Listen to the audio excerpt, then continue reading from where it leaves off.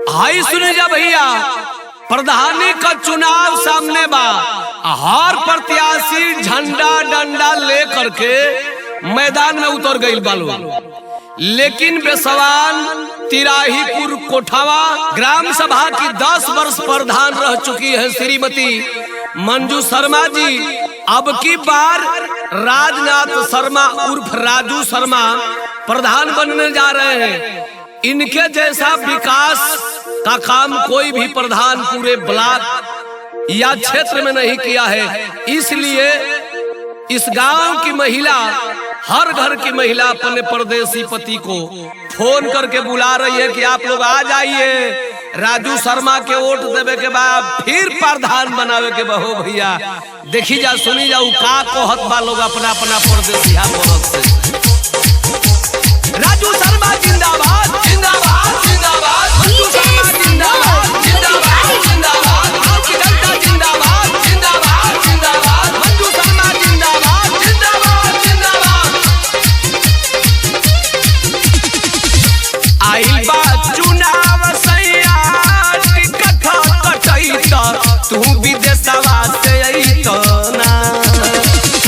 आइल बा चुनाव सैया, टिकट कटैत तू विदेशवा से अइत ना, तू विदेशवा से अइत ना। अरे राजू शर्मा के जितैत तू विदेशवा से अइत ना, राजू शर्मा के जितैत तू विदेशवा से अइत ना।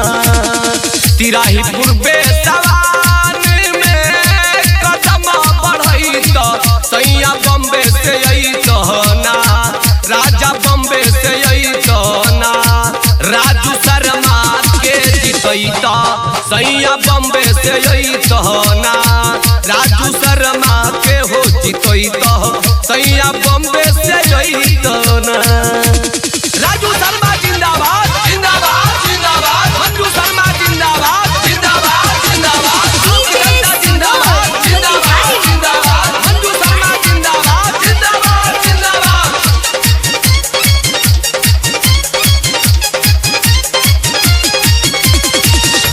इनही का चर्चा बाटे गाँव जवार में, बाहरा से आके राजा लग जा प्रचार में।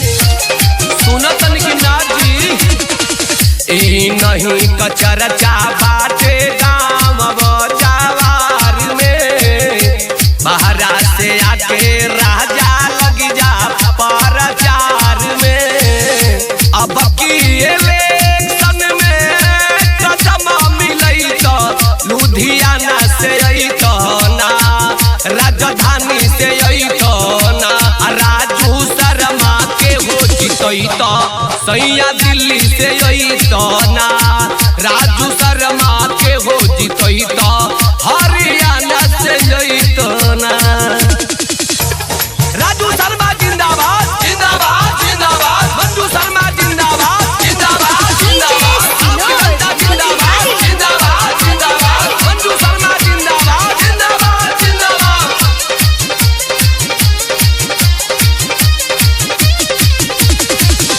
10 साल रहली प्रधान मंजू जी हमार हो, अब की बधाई से हरा राजू के कपार हो। आवे के परिवोट देवे खातिर 10 साल रहली प्रधान मंजू जी हमार हो, अब की बधाई से हरा राजू के कपार। राम केवल कहे आके मनसा पुरैत सैया बॉर्डर से अइत ना, राम केवल कहे आके असरा पुरैत सैया सीमा से अइत ना। राजू शर्मा के हो जितैत सैया बम्बे से अइत ना।